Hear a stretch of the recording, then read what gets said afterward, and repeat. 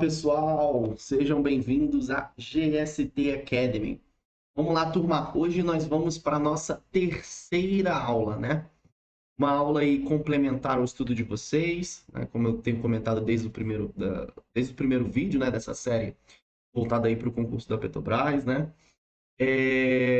Né? Sempre lembrando também que é importante estudos complementares não agregarem ou não ficarem somente nesses vídeos, tá? Importante buscar leituras, importante, né? Estar aí sempre atento a tá baixando provas anteriores e respondendo essas provas. Tem uma galera que eu tenho notado tá falando muito sobre uma mudança de banca, né? E às vezes essa mudança de banca você fica meio perdido ali por onde estudar, né? Eu te recomendo também, mesmo você não sabendo o formato de como que vai ser essa prova, né? Exatamente aí, né? Na área de instrumentação, pegue as provas antigas, façam aí as provas antigas, tá bom? E também vai dar uma base para vocês. Eu acredito que não vai ter nada de tão discrepante em relação a temas, a conteúdos, tá bom? Então é importante pegar as referências para vocês analisarem o que normalmente cai nesse tipo de prova, trabalhar bem uma base forte aí de instrumentação, com os conceitos teóricos bem enraizados, tá bom? E também, né, como eu falei, estou sempre reforçando nos vídeos, não adianta. O vídeo, as videoaulas de qualquer profissional aí no canal, turma, né, ou até mesmo se você está fazendo um curso presencial, só aquela visão ali do professor não é o suficiente, você precisa praticar aquilo, você precisa reforçar, tá? Você pode buscar livros, de repente, que você usou no seu curso técnico, enfim, de repente você é, tem uma apostila, ou então achou um conteúdo lá gratuito na internet, vai lá, corre atrás desse conteúdo, faz essa leitura complementar, porque a leitura potencializa, tá, o seu entendimento, a sua visão mais macro sobre o assunto, ok? E, claro, né, também eu deixo aqui referências bibliográficas para vocês como indicações, não estou falando que você tem que usar essa referência bibliográfica, não. São indicações de referências que eu sei que vai te ajudar, tá bom? Também a gente tem o grupo do Telegram, a galera já está começando a interagir lá, a se enganjar, tá tirando dúvidas um com o outro, né?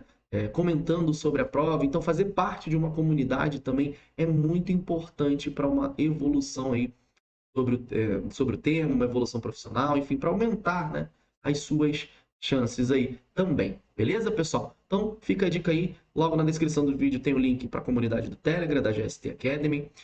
Claro, né, essa comunidade ela não é voltada só para esses vídeos da Petrobras, ou seja, essa série. A GST Academy ela vai muito além disso. Então, mesmo quando a gente terminar essa série de vídeos, a gente vai continuar, né, dando continuidade aí, em trazer mais conteúdos para vocês referentes a processos industriais, ok? E aí vocês podem estar sempre acompanhando isso mais de perto pela comunidade e também aqui pelo canal. Não se esqueçam também o básico, né, de estar curtindo esse vídeo, compartilhando com seus amigos que têm interesse no mesmo tema que vocês e também, né, turma, deixando aqui nos comentários o que vocês acharam dessa aula, né? Também o que vocês estão achando dessa série de vídeos. Claro, isso é muito importante para ajudar a gente a crescer o canal, tá bom? Enfim, mas sem mais delongas, vamos ao que interessa, né? A gente está dando continuidade na aula de hoje, turma. Eu tentei fazer um resumo aqui bem, bem básico mesmo, ou seja, bem resumido, porque são dois assuntos que demandam um conhecimento, né? Ou seja, um aprofundamento gigante, de fato, para se falar de nível e vazão, principalmente vazão. Eu acho que dentre as variáveis ali, na minha opinião, turma, é para mim a variável mais complexa, né, entre as quatro básicas ali, tá? Então, para mim, vazão em questão de dinâmicas, né, em questão de características, enfim, teorias, eu acho que ela é bem pesada. Eu tentei facilitar ela aqui para vocês conseguirem já ter um norte, tá? Então, ela é uma continuidade da aula passada. Na aula passada nós falamos sobre pressão e temperatura, né? Hoje a gente vai complementar aí com nível e vazão, ok? Então, vamos aqui aos nossos slides, tá? Lembrando também, né, só para deixar aqui também uma observação, esses slides eu costumo compartilhar também para que vocês possam estar lendo o conteúdo dele também, fazendo anotações também do que vocês aprenderam na aula, lá no grupo do Telegram também, tá? Se entrar no grupo do Telegram, lá tem os arquivos, tem vídeos também de resolução, de algumas resoluções de algumas questões, tá? E também esse material para você baixar aí na sua máquina, no seu celular, da forma que você bem entender, tá bom? Então, medição de nível, né, o que a gente vai começar aqui na nossa aula de hoje, e trazendo uma definição do enunciado para a gente correr sobre o tema, né? Nível basicamente é o quê? É a altura de um conteúdo dentro de um reservatório. O conteúdo ele pode ser sólido ou líquido, beleza? Então isso aqui é muito importante vocês terem já essa noção, né? Nível, mesmo que você possa representar talvez um reservatório ali, ou seja, um produto que está sendo no reservatório, a partir de uma grandeza em relação a peso, enfim, ou volume até, isso não necessariamente é nível, tá? Isso é o valor daquele produto, ou seja, da característica do produto ali naquele momento. Nível é referente à altura, ou seja, o quão alto, né, o quão em cima ali, ou né, o quão mais baixo está aquele produto preenchendo um determinado reservatório, tá bom? Então, eu posso ter, poxa, reservatórios de formatos diferentes, tá? Enfim, volumes diferentes, mas não importa. Nível vai continuar sendo a mesma coisa para todos esses reservatórios, tá bom? Então é o que? Nível basicamente é isso. É a altura de um produto, seja ele sólido, tá? Sólido normalmente a gente vê muito em questão de grãos, né? Então, farinha também, né? Enfim, farelos, o que você tiver ali de sólido, ou seja, é, depende muito da característica lá da fábrica e tudo mais, né? Enfim, da indústria qual está se utilizando essa questão da medição de nível, tá? E líquido também, né? Pode ser um combustível, enfim, água, entre milhões de outros tipos de produtos, tá? Que está preenchendo ali o nível, né? Ou seja, que está sendo contabilizado pela altura a qual ele se encontra dentro de um reservatório. Claro, né, que quando a gente pensa no sólido, ele tem uma característica que a gente tem que prestar atenção em relação ao nível, principalmente na parte de medição, né? Vou tentar fazer mais ou menos um desenho aqui para vocês. Mas se eu tenho um reservatório com um produto sólido, né? Normalmente esse produto sólido, dependendo da forma que ele foi despejado dentro desse reservatório, né? Ele não vai estar meio que linear aqui, né? Ele vai estar meio desbalanceado, tá? Então, às vezes ele pode estar meio ondulado, né? Porque às vezes só entra produto sólido em um ponto, né? Em uma região. E aí pode se acumular ali, né? Uma altura daquele produto naquele ponto. E aí existem alguns reservatórios de grãos, né? Que tem como se fossem umas hélices, né? Umas pás que vão nivelando aquele cara. Tem alguns sistemas que passam por um processo de vibração para ajustar o assentamento daquele tipo de sólido, né? Enfim, existem várias técnicas aí para estar fazendo a medição do nível quando ele é um material sólido, tá? Alguns fazem compensações, né, com vários sensores em regiões estratégicas, né, para mapear essas diferenças ali de altura, entre outras características também, beleza?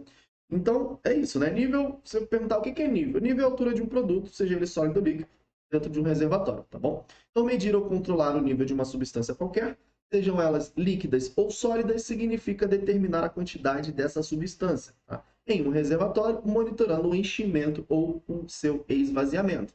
E até mesmo mantendo fixa, né? Então, eu quero monitorar se o nível está subindo, se o nível está descendo, ou se o nível se encontra em um determinado ponto, né? Eu quero, às vezes, fazer medidas pontuais também, ok? E, bom, nós temos dois tipos básicos aí, né? De maneiras que a gente pode medir nível, né? Seja ele de forma contínua ou da forma discreta. Então, temos aplicações, né, de intertravamentos, como chave de nível. Temos também, né, informações, né, ou medições de forma contínua, né, que eu posso usar transmissores de pressão para medir nível, posso usar transmissores, né, os sensores ultrassônicos, sensores do tipo radar, que são os principais aí, também para medir nível, né. Então, basicamente, essa ideia da medição discreta e da medição contínua, turma, é o seguinte: quando eu tenho uma medição discreta, eu até coloquei aqui um ponto, né, exemplo, uma chave de nível, é quando eu tenho aquela medição pontual.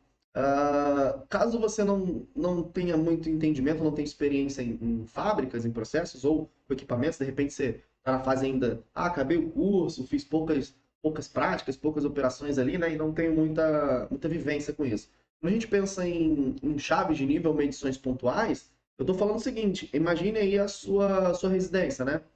Ou talvez na sua residência não tenha, mas pode ser que você já tenha visto uma aplicação como esta, né, em residências, que é a famosa boia de nível, né, ou a automatização do enchimento aí de uma caixa d'água. Como que normalmente funciona, né, esses processos, até mesmo residenciais ou em alguns condomínios, né? Você vai ter lá um sensor tipo boia, ou pode ter uma chavezinha de nível mesmo, né, uma boiazinha que é pontual, né, ela vai flutuando, quando bate o nível, ela pum, trava lá, né? Ativa um sensor e esse sensor manda um comando para um circuito com contator, enfim, né? Outras características também. E o que vai acontecer ali, né? Você vai ter essa subida, ou enfim, a diminuição do nível, até quando ela bater um determinado ponto, né? Ele vai ativar um sistema. No caso de uma caixa d'água residencial, a gente utiliza a boia. Então, imagine, o nível está baixo, né? A caixa está baixa, aquela boia ela está meio que desativada, né? Ou seja, não está enviando um sinal de comando para ligar aquela bomba para encher aquela caixa d'água, né? Quando a caixa começa não, né, desculpa, quando a boia tá baixa, né? Na verdade, ela tem que enviar um comando para ligar a bomba, tá?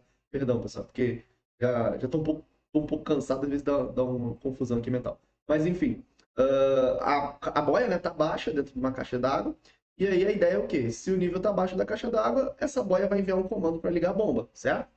E aí o que acontece? O nível começa a subir, aquela boia vai começar a flutuar, flutuar, flutuar, até ela, puf, né, enviar um comando lá para o sistema da bomba, né, ou seja, para o circuitinho que liga a bomba, para ela desligar, né, até que a caixa d'água volte a esvaziar novamente, chegue a um determinado ponto, né, um ponto específico dela, ela vai enviar o comando, ou seja, essa boia de nível, vai enviar um comando de novo para ligar aquela bomba e o nível vai subir, a boia vai junto, vai junto, vai junto. Chegou lá no ponto máximo, ou ponto ajustado da boia, ela vai fazer novamente, né, o inverso. Então, isso é um exemplo de uma medição discreta que a gente vê muito aí no dia a dia, né? Então, são pontos, né? Então, quando eu falo medição discreta, eu estou falando de medições pontuais. Diferente, por exemplo, se você for usar um sensor de pressão, né? Você vai medir aí por pressão. Então, você vai ter o quê? Vai ter Tem até um exemplo aqui na imagem anterior que simula bem essa característica, né? Você vai ter aqui um sensor instalado em determinado ponto, né, uma tomada de impulso do reservatório. E aí esse sensor, a partir desse ponto aqui, que é onde ele está instalado, né, ou seja, na tomada de impulso, conforme o nível for subindo no reservatório, vai haver aqui uma mudança, né, no valor de pressão devido a essa coluna líquida, né, que a gente tem, ou seja, a força-peso ali, né, massa específica vezes altura, enfim, é uma constante ali, tem uma relação hidrostática. E aí, essa pressão, como ela vai mudando, né? Ela vai aumentando ou vai diminuindo, ela vai indicando aqui para o sensor, né? Ou seja, para o conjunto sensor-transmissor, que o nível está mudando também.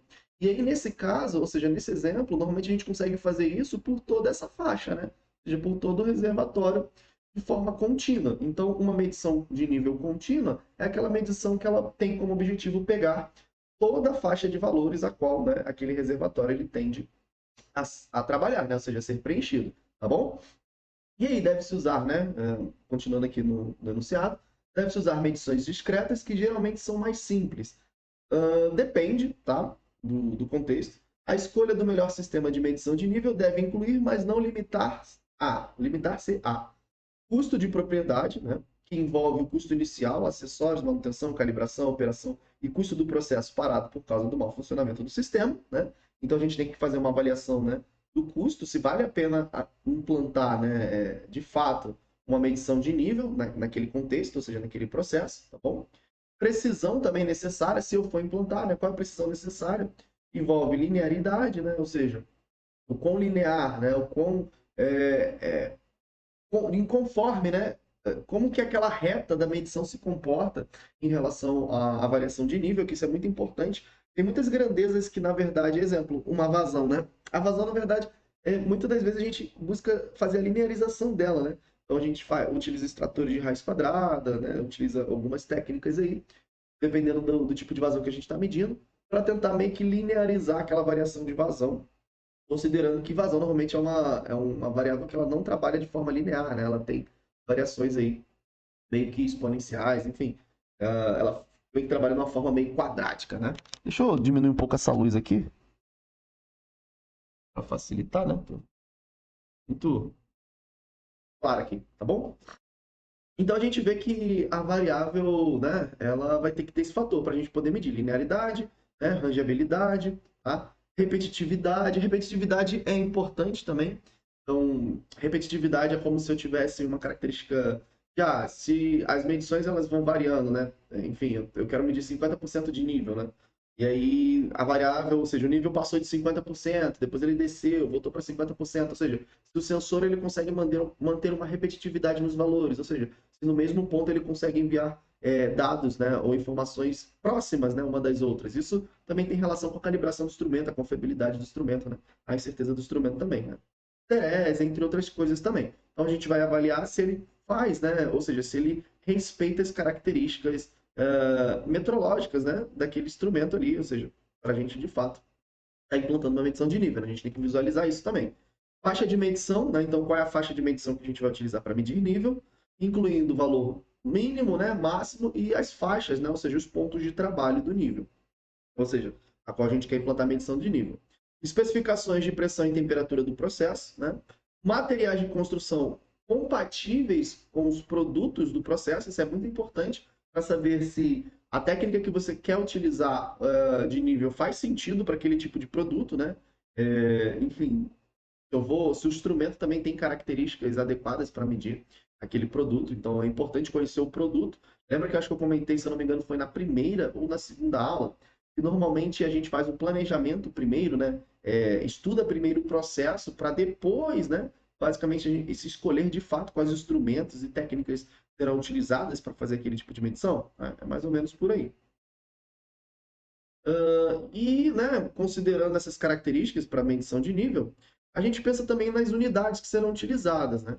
Então, a unidade ideal, né, a qual se coloca, é o comprimento, né? Então, assim, olha, milímetros de H2O, centímetros de H2O, né? Ou seja, a coluna, a altura do nível do reservatório medida, né? Pela fórmula hidrostática, ele considera, né, o comprimento, né? Ou seja, a altura ali do reservatório o produto dentro do reservatório para relacionar lá, né, a questão de peso, enfim, algumas outras características também, né, pressão atmosférica ou pressão no topo do tanque, né, quando é um tanque fechado, tem essas características também. Mas normalmente, tá, ou seja, na prática, a gente coloca nível como uma representação de porcentagem, beleza, turma? Então, eu vou fazer o quê? Eu vou medir nível ali, né, ou seja, a altura do reservatório, ou do produto dentro do reservatório, considerando uma faixa percentual, exemplo de 0 até 100%. Então eu vou responder, olha, o nível ele está em 50%. Olha, o nível do reservatório ele está em 80%, né? Ah, quando o nível bater 90%, sei lá, eu gero, o meu sistema de controle gera uma atuação de segurança, né? Gera uma ação de segurança e desarma a bomba, né? Enfim, fecha uma válvula, soa um alarme, né? Enfim, vai ter diretrizes ali dependendo da aplicação, qual vocês estão medindo o nível, tá? E normalmente isso trabalha em porcentagem. Significa que uma equipe de engenharia, desenvolvedor, então você possa lidar com sistemas supervisórios ali, né, ou plantas, e não tenha só a questão da porcentagem, mas também calcule volume ou massa? Não, né? Vai ter situações em que você vai ter, além do porcentagem, ter volume, vai ter massa, enfim. E junto com isso, às vezes, a vazão do produto que está entrando, né? Vai ter um totalizador de vazão também para cruzar, né, a quantidade que tem ali dentro do reservatório para a quantidade que passou, enfim. Existem várias características, várias outras informações meio que indiretas, né? Que se pode conseguir a partir dessas medições, né, de nível, dependendo como que vai ser também os dados, né? Ou seja, o formato de leitura dos sensores ali junto aos transmissores, tá bom? E aí, claro, né, como o nível, no caso, ele pode ter esse 100%, que ele trabalha, né, de 0 a 100%, ele pode também assumir aí que a gente chama de todos os valores intermediários, quando, no caso, uma medição contínua, né? Se ele for uma medição discreta, a gente vai ter porcentagens pontuais, né? Então, eu quero dividir aqui as medições em 25, 50, 75 e, sei lá, ou 100%, né? 100% talvez pouco provável, né? Talvez algo ali em 75%. Talvez o 100% sim, se for uma questão mais de intertravamento também, tá? Mas eu posso querer medir essas regiões, né, de forma discreta, que facilita, né, dependendo da tua necessidade. Não tem uma questão assim de você precisar de fato ter uma medição contínua. E você pode adotar uma medição discreta, né, considerando esses pontos percentuais também, tá? E aí as aplicações de nível, né, a gente pode encontrar ela agrupadas em três formatos de serviço. Primeiro, a gente pode encontrar níveis aplicados a vasos, né, a pressão atmosférica, a vasos pressurizados e as transferências de custódia. Tá? Aqui eu deixei um texto bem robustinho para vocês, tá bom? Baseado nas referências bibliográficas que eu trago para vocês, né? Para que vocês tenham uma visão bem macro e um entendimento bem detalhadinho aqui, tá? Então, eu vou ler aqui com vocês. Ó. Quando a gente tem essa aplicação para vaso atmosférico, né, o que a gente observa?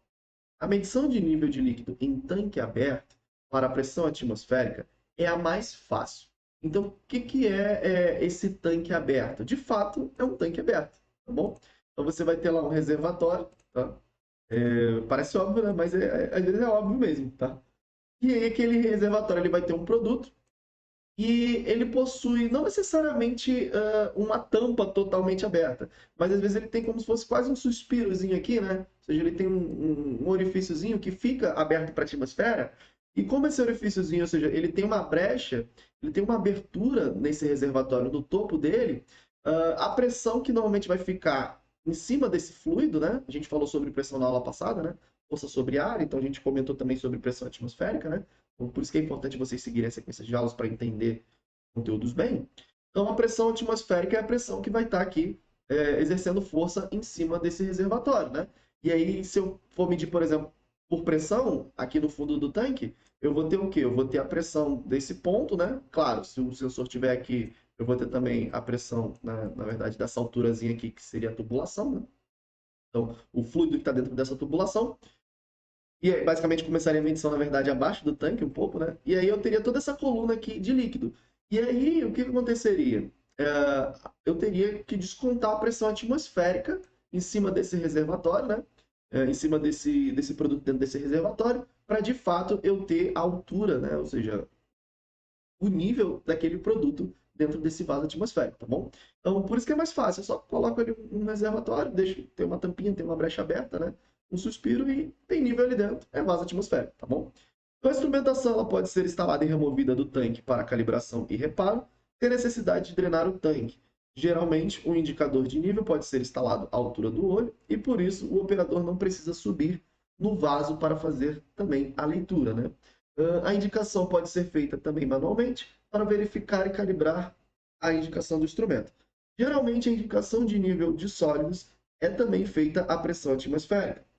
Porém, ela é mais difícil e menos flexível que a medição do líquido, né? Principalmente por conta daquele balanceamento do produto que cai, né, dentro do reservatório, tá bom, pessoal? Porque normalmente o sólido, né, ele não se distribui bem. Você precisa fazer algum movimento ali para ele meio que se assentar, né, e tentar se linearizar dentro do reservatório, tá bom? E claro, né, para a medição de sólido, ele é menos flexível e previsível que o líquido, e também por características do próprio sólido, né?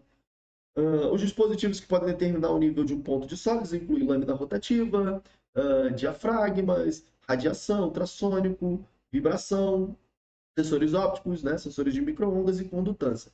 É legal, né, esses sensores de vibração também, né, que aí tem pás vibratórias também que podem ser pontuais, ou então a própria sensor mesmo, né, que mede, está medindo a vibração ali, conforme eu vou aumentando o peso, né, ou seja, daquele produto sólido, eu vou mudando o fator de vibração ali, na frequência da vibração, e eu consigo obter essa diferenciação, essa mudança, baseado também, né, nessa mudança do nível dentro do reservatório, nesse nível sólido, ultrassônico, né, ou por ultrassom que a gente fala também, eu estou enviando ondas, né, eletromagnéticas, essa onda bate ali em pontos desse reservatório, né, ou seja, desse produto sólido, e envia de volta para o sensor. O tempo de resposta, né, turma, vai dar também a altura daquele produto no reservatório, tá? E para a medição contínua de sólidos, pode-se usar peso com cabo, radiação, micro-ondas e ultrassônico, né? A maioria dessas aplicações usa tomadas por topo, e em aplicações de transferência de custódia, usam-se células de carga para a determinação do peso do tanque. Vai falar sobre essa transferência de custódia no próximos slides, tá bom? Então, é um reservatório normal, como eu falei, não necessariamente que ele vai ter um topo todo aberto, tá?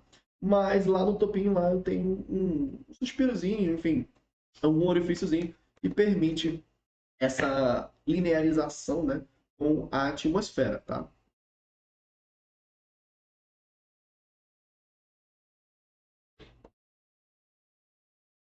Bom, continuando. O vaso pressurizado.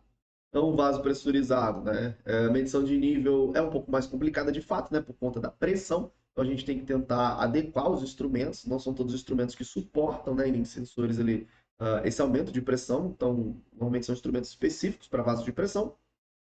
E claro, né, vai tornar mais difícil a operação, calibração do sistema, até porque eu não posso simplesmente remover o sensor ali, né, com vaso pressurizado, obviamente, né? Então, poxa, se a linha do próprio sensor já está pressurizada e eu remover o sensor, enfim, o transmissor que está acoplado naquele vaso pressurizado, né? E eu remover, aquele cara vai explodir no meu rosto, né? Então, é muito perigoso, tá? Então, tem toda uma técnica ali para você trabalhar com sistemas pressurizados.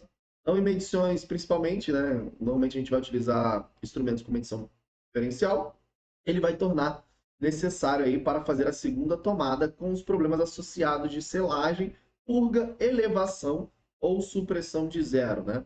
E a medição do nível do tanque pressurizado pode ser dividido em duas categorias: o nível líquido limpo e o nível de líquido mal comportado. No caso, quando a gente fala aqui da medição diferencial, vocês também já devem ter visto, né, na formação técnica de vocês, e é aquele famoso tanque fechado, onde eu tenho um sensor, né, uma placa, que ela mede uma tomada normalmente de alta, né, que chama tomada de baixa, enfim, tem lá dois pontos, né, dois pontos de medição de pressão. E aí, o outro ponto de medição de pressão vai no topo do tanque, porque o tanque é fechado, conforme esse valor do nível vai aumentando, então alguns gases, né, vão sendo espalhados dentro desse reservatório, acaba que esses gases, essa pressão aqui, esse ar, né, que tiver aqui em cima do produto, conforme o tanque vai aumentando o seu nível, né, ou vai diminuindo, ele também vai gerando uma variação de pressão, né, e acaba sendo uma pressão contrária a esse fluido. Então, se eu estivesse medindo só em uma tomada de impulso, eu acabaria compensando também essa pressão e fica no topo do reservatório, no caso, em um tanque fechado, tá bom? E aí, o que eu faço com uma medição diferencial? Eu desconto essa pressão residual aqui, tá? A pressão no topo do reservatório.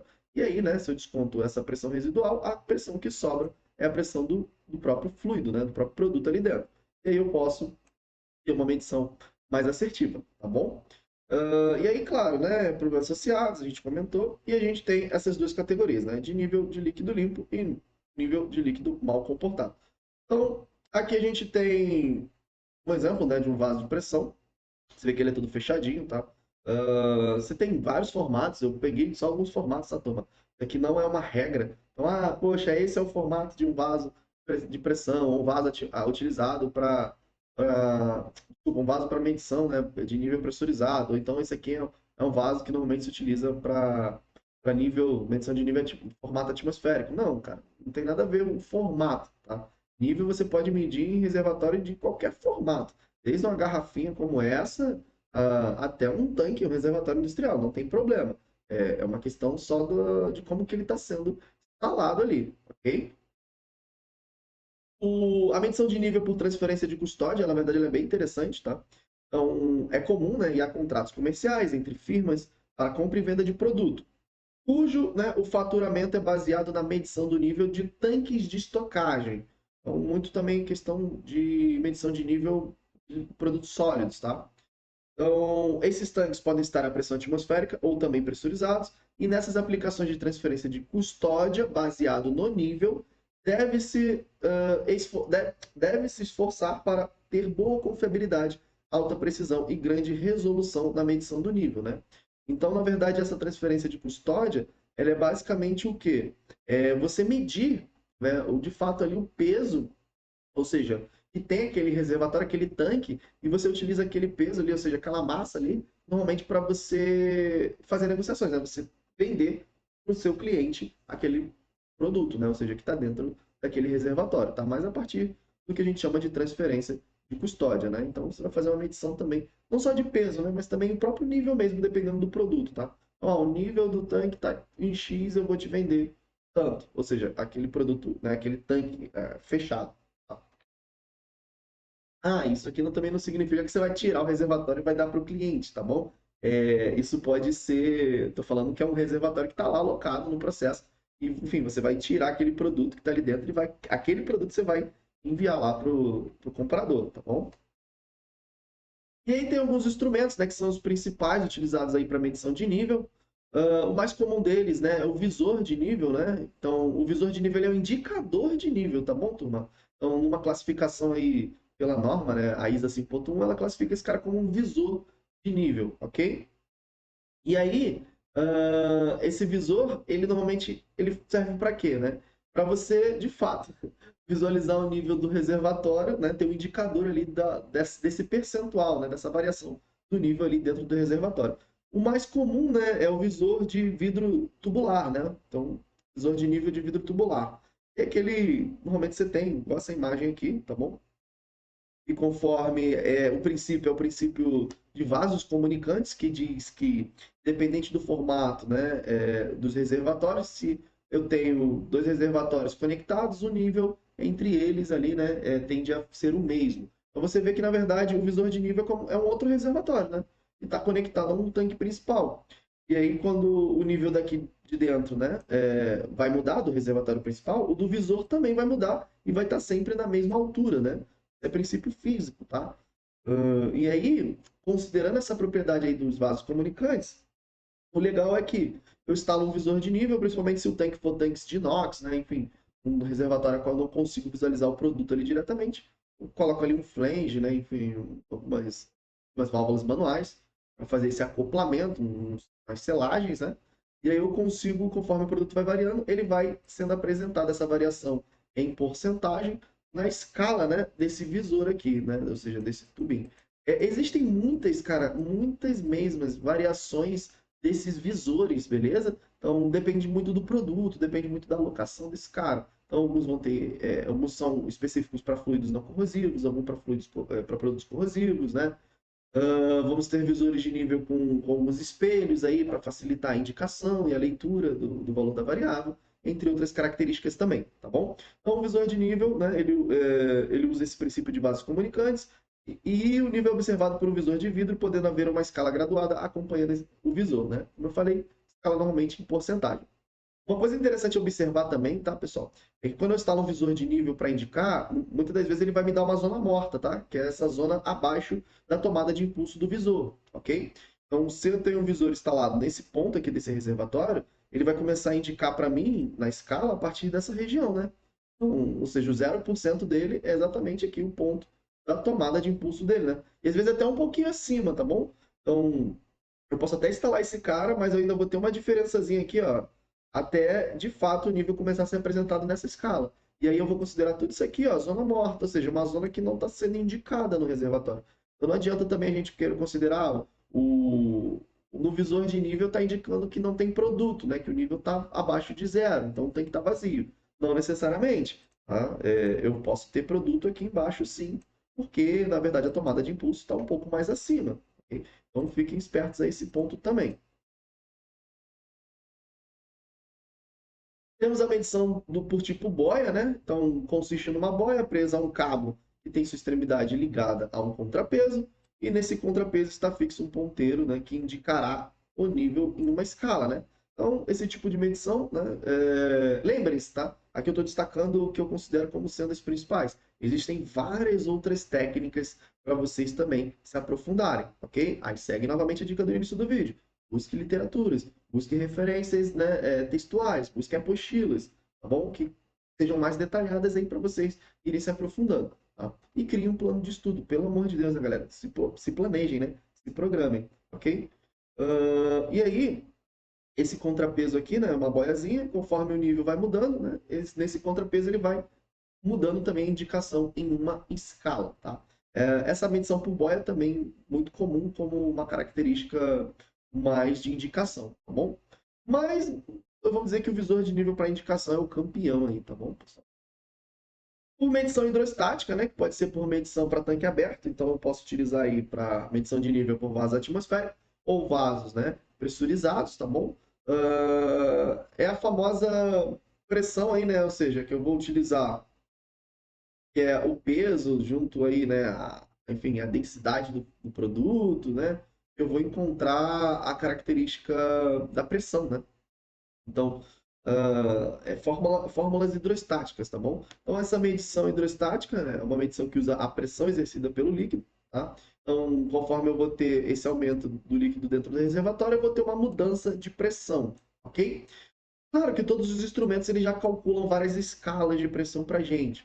Só que costuma ser necessário, costuma não, né? É necessário a sua calibração, a sua definição manual desses pontos, tá? Normalmente a gente consegue fazer isso de forma automática, né? A gente marca qual é o ponto que eu considero sendo 0% e qual é o ponto que eu vou considerar aqui sendo o meu 100% do reservatório da minha faixa de trabalho. E aí eu vou colocar isso no equipamento e ele vai converter aquilo, né, em porcentagem e vai me relacionar também a uma grandeza física, né? Então, o próprio instrumento ali, ele consegue, né, principalmente se for um transmissor, um sensor, indicar para a gente esses valores, né, essas variações aí, tá? Então, pressão hidrostática vai usar a fórmula, né, enfim, a relação da hidrostática mesmo, para estar medindo, né, o nível. E aí tem instrumentos que fazem isso, pela variação de pressão, né, o ponto de pressão ali. O borbulhador é muito bacana, eu gosto muito desse processo de medição, né? Basicamente, o borbulhamento, e a gente chama de borbulhador exatamente porque ele faz borbulhas, né? Normalmente a gente faz o quê? A gente coloca ali um valor fixo, né? Em questão da pressão de ar, tá? E aí você injeta, né, essa pressão de ar. Claro, tem algumas características que a gente coloca mais aí, técnicas, que é o ajuste para ver também, né, da faixa, se de fato faz sentido uma determinada pressão para a gente medir aquele tipo de produto, né? Enfim, a gente vai fazendo um ajuste, né, nessa pressão e depois a gente vai variando o nível desse reservatório, né? A qual a gente está jogando essa pressão com essa variação, né, com o nível do reservatório, tá bom? Então é muito legal quando a gente quer medir em reservatórios meio que submersos, né? Então, não reservatórios submersos, ficou estranho, né? Mas reservatórios abaixo do nível. Então, como se fosse, vamos imaginar assim, no nosso dia a dia, como uma cisterna, né? Então, você tem reservatórios onde normalmente a gente não consegue instalar um sensoriamento nem na lateral, ou então nem no fundo, ou então tem algum, né, tipos de líquidos, né, como viscosos, corrosivos, né, ou líquidos com características que ficam um pouco mais complicadas, né, da gente utilizar os outros métodos, a gente pode utilizar esse borbulhamento, né. Então ele tem um experimento de ar ou gás inerte, normalmente ar, comprimento, né, e uma pressão ligeiramente superior à máxima pressão hidrostática exercida pelo fluido. É importante esse ponto da pressão ser maior do que a pressão exercida pelo fluido, porque como é que vai funcionar essa medição por nível de borbulhamento? O nível do reservatório vai subir, certo? Então a gente tem a pressão o quê? A gente tem a pressão do fluido sendo pressionando mesmo, né? Ou seja, querendo vir junto com a altura, né, do reservatório, né? Então se eu conecto uma tubulação nesse formato igual que está no desenho, eu conectei os dois reservatórios. Eu conectei a tubulação com esse tanque. Então, pelo princípio também meio que de vaso comunicante, se o nível desse reservatório vai aumentar, como essa tubulação está conectada, a ideia é que o nível suba também dentro dessa tubulação. Só que, como eu começo a jogar ar ou um gás inerte contrário, né, a esse nível subindo, eu começo a aumentar a pressão. Por quê? O nível está tentando subir, ele está empurrando, mas ao mesmo tempo ele está sendo empurrado pela pressão, tá, desse gás. Então, por que, que o gás, a pressão desse gás precisa ser maior do que a pressão hidrostática máxima exercida ali? E o que, que seria essa pressão hidrostática máxima? Seria quando o reservatório está em 100%.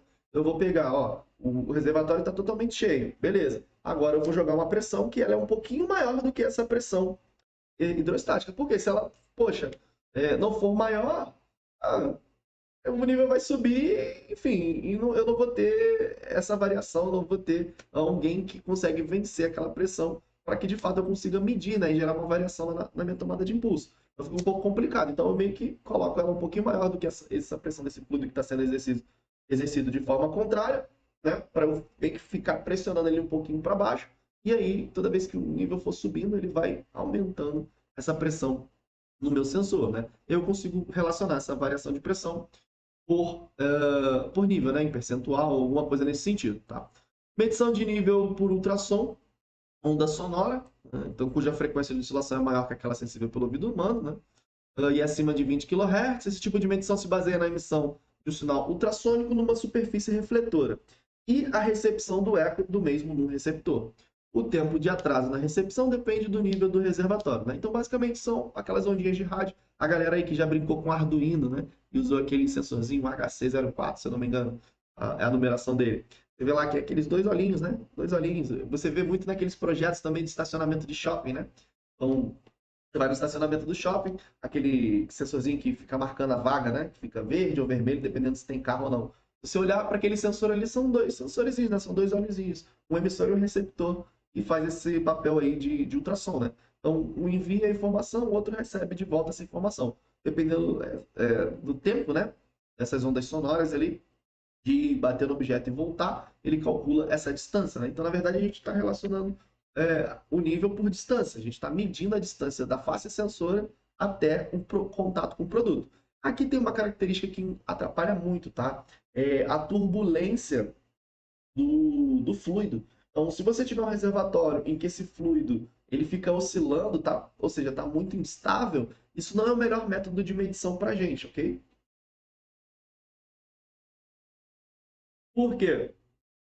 Porque como ele mede a distância, né? Ele bate no produto e mede. Se o fluido estiver muito oscilante, vai acontecer dele bater naquele fluido e ficar variando muito, né? Porque a altura do produto dentro do reservatório está mudando por conta daquela vibração, né? daquela oscilação.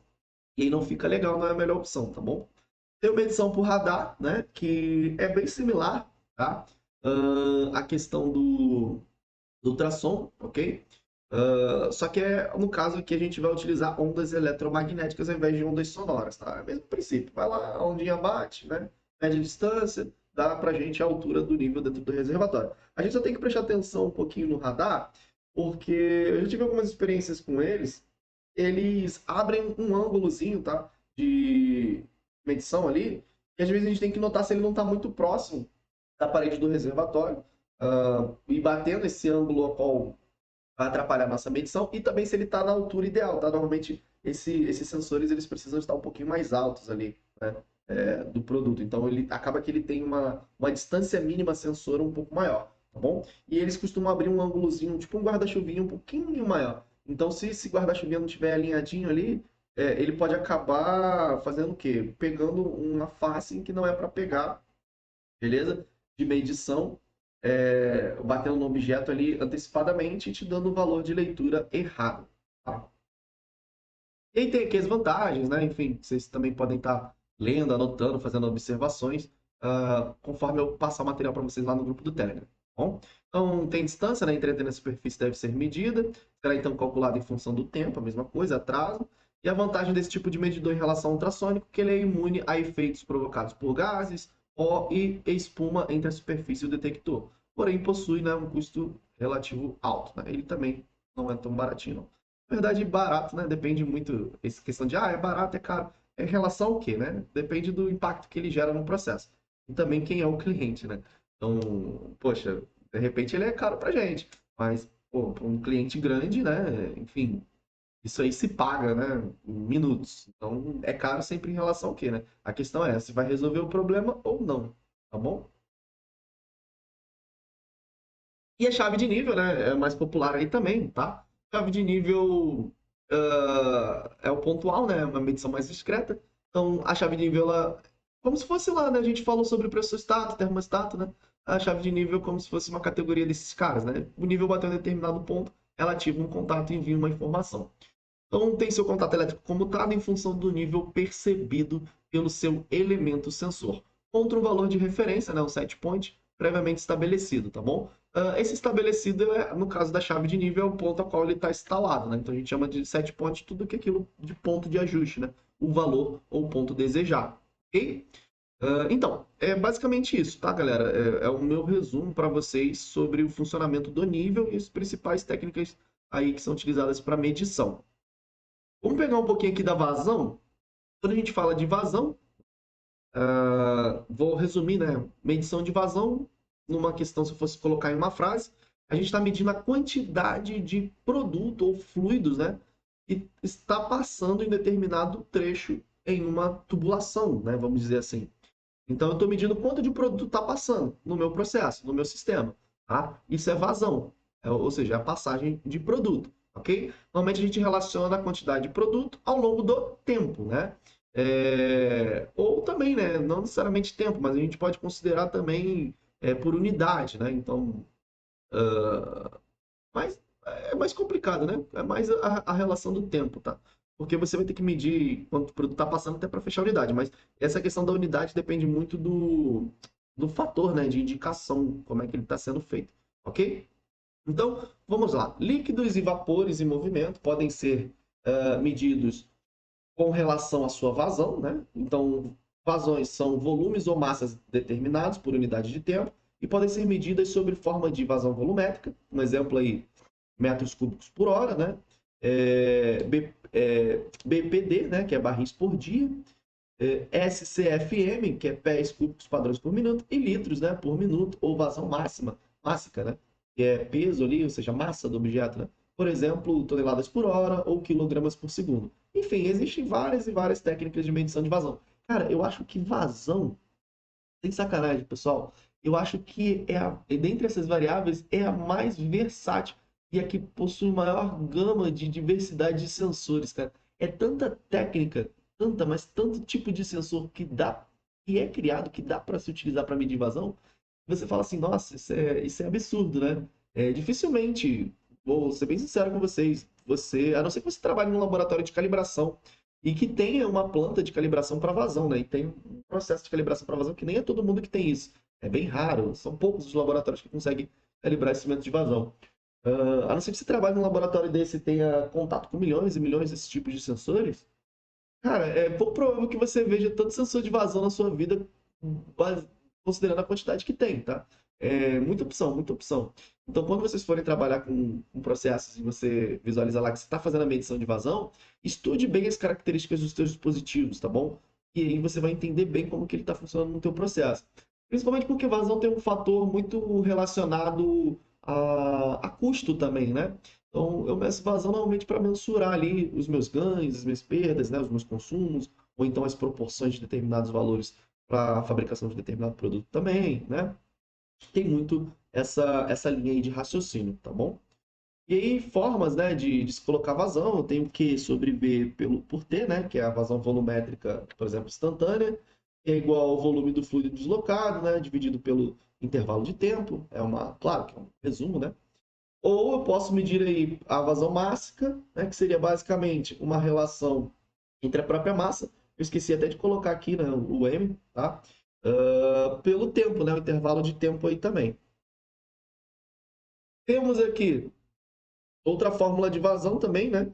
Que a vazão vai ser representada por essa letra Q, que é a velocidade do fluido e a área da tubulação, né? Também é uma outra relação muito considerada aí para vazão, né? Claro que como a vazão ela está relacionada ao tempo, pensa o seguinte: se eu mudo a área da tubulação, obviamente eu vou mudar, né?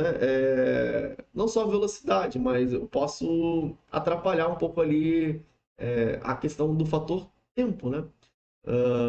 Não, apesar que não, né? Apesar que eu viajei, tá até descrito aqui embaixo. A vazão não vai mudar, na verdade o que vai mudar é a velocidade, né? A vazão ela vai ser sempre a mesma, porque a quantidade de produto está passando, mas eu vou ter uma diferença ali, né? Em relação a, a velocidade, principalmente, tá? Então a vazão na tubulação ela vai ser sempre a mesma, qualquer que seja a obstrução ou acidente, tá? Na tubulação, porque eu vou ter um aumento de velocidade no produto. Então, na verdade, ele vai passar a mesma coisa, só que ele vai passar mais rápido, ok? Também tem uma relação que pela equação de Bernoulli, né? Que calcula a vazão baseada aí no coeficiente de descarga, né?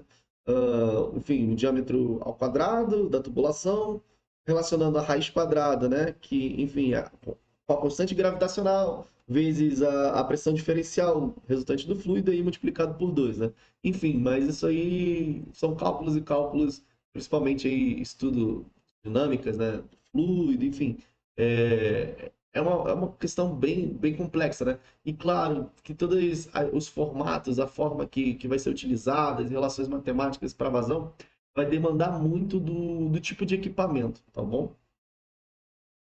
Então, relações principais de vazão, né? Temos aí um galão, que é equivalente a 3,7853 litros, né? Temos, por exemplo, aqui vou pular para o metro cúbico, 1.000 litros, né? 1 litro, 1 centímetro cúbico, 1 metro cúbico, 35,8147 pés cúbicos, né? Enfim, tem as principais relações também, né? É, de volume, né? A qual você pode pegar esse volume ali também, né? Ou seja, o metro cúbico e relacionar com o tempo, né? Você vai conseguir a vazão. Então, se eu falar assim, eu quero 1 metro cúbico por hora, né? Quanto que é 1 metro cúbico por hora, né? 1 metro cúbico por hora equivale a 1.000 litros. Então, a cada 1 hora naquela tubulação passam 1.000 litros de um determinado produto. Aplicações industriais, né? A medição de vazão, o mais comum é se ter fluidos em tubulações fechadas. O caminho mais empregado para transportar o fluido entre dois pontos da planta é a tubulação com secção circular, né? A tubulação convencional, tá? E o sistema de medição de vazão, ele pode ser constituído, né? Ou ele é constituído de 3 características, tá? Nesse caso aqui, que a gente está projetando para vocês nesse slide. Primeiro, ele precisa ter um elemento sensor, então ele precisa conseguir medir a vazão de alguma maneira, ok? Independente da técnica, ele vai medir, ele precisa medir. Então o sensor ele vai estar em contato com o fluido, resultando em alguma forma, né, a interação entre vazão medida e a saída do sensor. O condicionador de sinal, que tem a função de medir a grandeza física gerada pela intervenção do sensor com a vazão do fluido e transformá-la mais convenientemente para o display de volume, peso ou vazão instantânea. E o apresentador digital, né, que é o instrumento receptor de display, como indicador, ou totalizador ou registrador de vazão. Então, o condicionador, né, ele vai pegar aquele sinal ali medido, né, ele vai tratar aquele sinal e o apresentador vai mostrar ali para a gente, tá? No display de fato os valores, tá bom? E a constituição do método, né, o sensor, para fazer a medição de vazão. Então, o sistema de medição de vazão, os mais populares, tá? Ele pode ser por pressão diferencial, né? Temos também, isso aqui é legal para vocês depois pegarem a lista e irem explorando, tá? Fotos, imagens, tem vários vídeos no YouTube, tá bom, pessoal? Eu não coloquei outros vídeos aqui, né? Enfim, mas eu indico. Vocês podem botar no YouTube mesmo, ó. Tem várias simulações, cara. Temos aí simulações com uns desenhos bacanas pra caramba. Mas botar medição de vazão por pressão diferencial, medição de vazão por turbina. Aí sempre tem umas animações, principalmente de alguns fabricantes, né? Então, tem muito fabricante que quer vender o sensor, aí na hora do pitchzinho dele lá, ele coloca o sensor animado, enfim, vista explodida. É bem bacana para questões didáticas, tá? Então, temos o método de turbina, temos também medições magnéticas, né? Temos os deslocamentos positivos, de áreas variáveis, tá? Medição com vórtice, né? Medidor direto aí, de massa, né? Que é o Coriolis, ultrassônico, o target, né? Que a gente chama de alvo, medidores de canais abertos e medidores térmicos também. Na verdade, quando a gente faz um curso um pouco mais longo, tá? Instrumentação, a gente explora um pouco mais a fundo cada um deles, tá bom? Mas para a gente não estourar um tempo muito grande aqui da aula, que eu criei mais ou menos uma meta para as nossas aulas, né, de tempo, a gente não vai conseguir falar e nem abranger todos eles, mas eu estou mostrando para vocês quais são aí os principais, tá? Para vocês depois darem uma explorada extra, tá bom? É que a gente já está aqui em 1 hora já, né? Já tem bacana aqui para mim 58 minutos de aula. Então, eu vou trazer os principais, né? Então, para medição de vazão, normalmente se utiliza a placa de orifício, ok? Também vou deixar esse trecho aqui depois para vocês fazerem uma leitura, mas basicamente, né, uma placa de orifício, ela é um mecanismo, né, um dispositivo que vai ser instalado ali meio que naquela conexão da tubulação, né, meio que no flangeamento ali da tubulação, onde vai ser instalado o sensor, tá? Normalmente, essa placa de orifício aqui, tá, turma? Ela é instalada junto a um medidor, né, uma célula sensora de pressão diferencial, tá? Mas, basicamente, essa placa de orifício, ela vai causar um distúrbio naquele ponto da tubulação, né? E aquele distúrbio ali que ela causa, tá? Na tubulação, o sensor, né? O elemento sensor e transmissor acoplado consegue medir esse distúrbio e correlacionar mediante algumas relações, alguns cálculos matemáticos, tá? O quanto que está sendo gerado ali, né? O quanto que está passando de produto naquele trecho, né, da tubulação naquele momento, tá? Obviamente, esse sensor ele precisa ser configurado de forma adequada, ok? Com a sua placa, enfim, com as suas características referentes ao processo, tá? Então, lembrando também, nenhum sensor, dificilmente você vai ter um transmissor, um sensor para instrumentação, em que simplesmente você só chega, pluga ele e está funcionando. É pouco provável, né? Você vai ter o quê? Configurar, entender a variável, entender os valores, sua faixa de trabalho, né? Enfim, os posicionamentos dos sensores, tudo isso aí, né? Você analisa como instrumentista. E aí você pega essas características e coloca lá no instrumento para ele funcionar, tá bom? Então a mais comum é a placa de orifício. Temos Tubo de Venturi, né? Ele é bem similar também a uma placa de orifício, tá? Ele também tem como se fosse um estrangulamentozinho aí em um dos pontos da tubulação, e ele vai te ajudar a medir também pontos, né, de pressão diferencial, tá bom? É simplesmente uma outra técnica também de medição de vazão. Mesma coisa, está disponível lá no canal do Telegram para vocês quiserem anotar no caderno, grifar algumas observações, tá? É um outro também que é bem comum. O target, tá? Ele mede aí muito essa questão de impacto, né? Então, conforme a gente tem o impacto do produto, ou seja, do fluido, batendo ali num sensorzinho que ele tem interno, né? Ele é instalado na linha, né? Ou seja, também na tubulação. Na verdade, também essa é uma característica interessante. A não ser que for um sensor de vazão muito daqueles. Caramba! Por radiação, né? Que ele consegue só envolver a tubulação ali e medir, tá? A vazão que está passando. Mas a maioria dos sensores, né, dos medidores de vazão, eles vão ser instalados em linha, tá? Então, o target ele mede baseado nesse impacto, nessa força de impacto. Então, também é uma outra forma aí, né, um outro tipo de medidor, tá? O rotâmetro, ele é mais um indicador, tá bom? Então, ele meio que se assimila aí, como se fosse lá o nosso manômetro, né, para pressão. No caso, manômetros também, né, que podem ser utilizados com par bimetálico, por exemplo. A gente viu na aula passada, para indicar temperatura. No caso, a gente viu lá o visor de nível, né, para nível, que é um indicador também. O rotâmetro, ele é um indicador de vazão, né? A gente instala ele também em linha, tá? Aí tem algumas fotozinhas aqui de alguns formatinhos, né, que a gente normalmente vai encontrar ele. Ele, basicamente, é o seguinte, ele tem uma boiazinha dentro dele, né? É um vidrinho, como se fosse um pedacinho cônico. Mesma coisa, cara, se você já fez curso técnico em alguma escola, né? Eu preferi por não citar a escola, né? Enfim, para não dar preferências, tá? Mas, enfim, diversas escolas técnicas aí, tá bom, pessoal? Poxa, você pode ver lá que tem um instrumento desse instalado, né? E aí, conforme você vê, ele é meio cônico assim, né? E tem uma boiazinha aqui dentro, essa boiazinha, né? Um flutuador que a gente chama, conforme o fluido vai passando numa determinada velocidade, né? Ou seja, e um volume aqui, a gente consegue notar que essa boiazinha ela vai subindo e vai marcando, né? Principalmente lá o valor atual da vazão, né? Então, isso é um rotâmetro. Um rotâmetro é um indicador de vazão. Ele é uma baita, né, de uma ferramenta, um baita indicador para dar para a gente referências de calibração, né, de ajuste não de calibração, perdão, né, mas de ajuste dos nossos sensores e transmissores a quais a gente quer medir aquele ponto na linha, tá bom? Então, o rotâmetro, ele também é um instrumento aí muito utilizado, só que para indicação, tá? E aí tem, né, temos o instrumento também, né, um medidor por deslocamento positivo, tá? Muito utilizado aí para totalização de vazão volumétrica, tá? Ou massa. Então, ele, né, tem as características dele também, né? Tem a relação física dele, que separa o líquido em volumes conhecidos, transporta, né, entrada e saída, enfim. É uma outra técnica também em relação à medição de vazão, tá bom? Então tem os instrumentos também por deslocamento positivo, ok?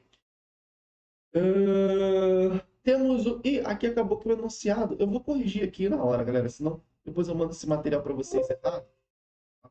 Aqui, ó, eu coloquei esse cara, mas aqui é a turbina, tá bom? Ó, no enunciado, beleza? Deixa eu até dar uma olhada aqui. Deslocamento positivo, beleza. Esse aqui é o tipo turbina, tá bom? Então, esse aqui, tipo turbina, né? Ele é legal. O que que acontece com ele? Normalmente esse cara ele tem um sensorzinho que ele faz a conversão de frequência, né? Então essa turbininha, como se fosse um rotorzinho, né? Que vai passando o produto, aquele rotorzinho vai girando ali e tem um pulso, né? Enfim, elétrico, né? Tem um sensorzinho que vai medir isso por pulso, por frequência, né? E aí essa frequência, normalmente tem um dispositivo, um circuito eletrônico, um transdutorzinho, que vai converter essa frequência em algum sinal de instrumentação. Pode ser um 4 a 20, né? Pode ser ou até um 0 a 10 também. Às vezes a gente encontra, tá? E esse sinal pode ser acoplado aí num transmissor, né? Enfim, ou nem um transmissor, né? Vamos dizer, pode ser direto às vezes para o próprio controlador, tá bom? Então, o turbininha, ele faz aí, né, uma conversãozinha e no final passa por um transdutor e envia para a gente um sinal já padronizado, tá bom? Temos o efeito Coriolis, né? Enfim, que é basicamente ele mede, né, questões de fenômenos de aceleração, né, de forças, enfim, em relação a, a hemisférios, né, terrestres, né? Tem todo um contexto físico aí por trás também do Coriolis, que também é um outro instrumento muito popular aí também para medição de vazão, beleza? E é isso, galera. Eu tentei ser o mais breve possível, tá bom, para vocês, o mais resumido para estar ajudando a potencializar os estudos de vocês, tá? E muito obrigado por ter assistido o vídeo até o final. Quem ficou aí até o final, não esqueça também, tá, de deixar o like no vídeo, se você gostou, claro, né? Se você não gostou, não precisa fazer isso. Compartilhar com seus colegas que têm o mesmo interesse e também ficar de olho nas nossas novas postagens. Então, toda quarta-feira tem vídeo novo no canal, tá? Acompanhe também a gente lá nas redes sociais, tá? Tanto no Instagram quanto também no grupo do Telegram. No Instagram a gente faz sempre postagens aí, pelo menos 3 vezes na semana, ok? Né? Normalmente a gente posta conteúdo na segunda, na quarta e na sexta-feira, dando dicas e também dando alguns anúncios, né? Algumas informações também. Então, na descrição do vídeo eu também deixo o link para as nossas redes sociais. Valeu, pessoal? Então, muito obrigado e até a próxima. Um abraço.